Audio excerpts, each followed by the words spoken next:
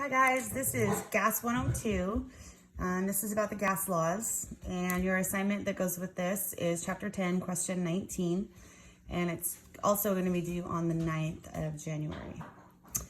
So we have four gas laws to explore, and there's a couple things that you want to remember before we get started. So we'll just label this things to remember. And the first one is that the number 1 here indicates initial condition. The number 2 indicates a condition after a change.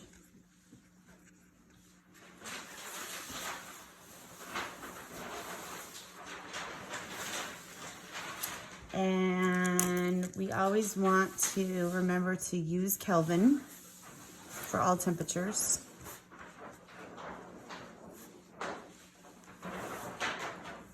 So that's 3 things you want to remember. 1, 2, 3. And then last thing you want to remember too is that the units must be the same for both sides of the equation. So units must be the same both sides of equation.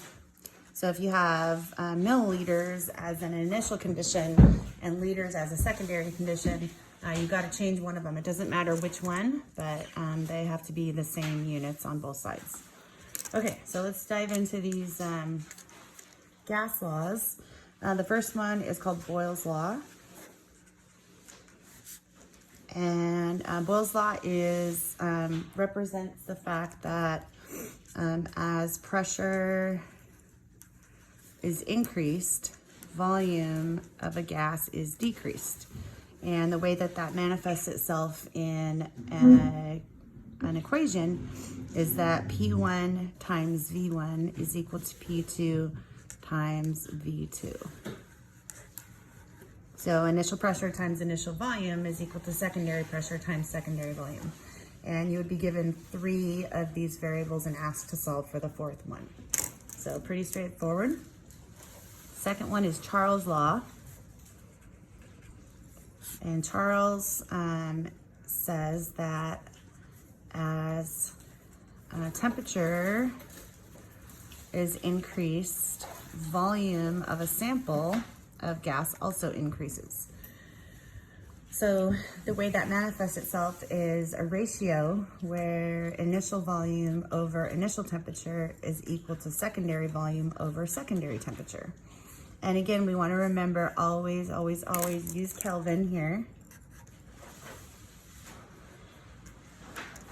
And then the volumes you could have in milliliters or liters or cubic feet or cubic inches, as long as they're the same on both sides. It doesn't matter. Okay, so that's Boyle's Law, Charles' Law. And then the last one, well, second to last one, we're going to combine all these into one final equation. Is Lussac. And Lussac says as temperature is increased, pressure that's exerted by a gas sample also increases. So this one also looks like a ratio. We have initial pressure over initial temperature is equal to secondary pressure over secondary temperature. And again, we want to remember that we're going to use Kelvin scale here. And then the pressures can be in any units as long as they're the same on both sides. Okay, so I'm going to make a little adjustment here to my camera. Okay, so we can combine all 3 of these equations, Boyle's Law, Charles' Law, and Lussac, into one super equation, if you will.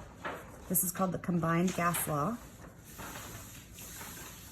And it's basically taking these 3 and they have a baby, which is an equation baby.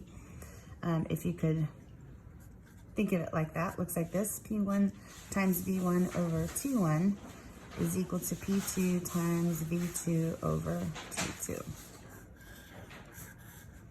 And again, with these, this is a temperature in Kelvin, of course. Pressure and volume units just need to be consistent both sides.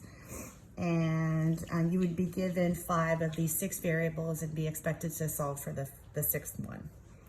So multiplication and division as needed for some baby algebra there. Okay, so you have question 19 to work on for that particular set of notes. Thank you.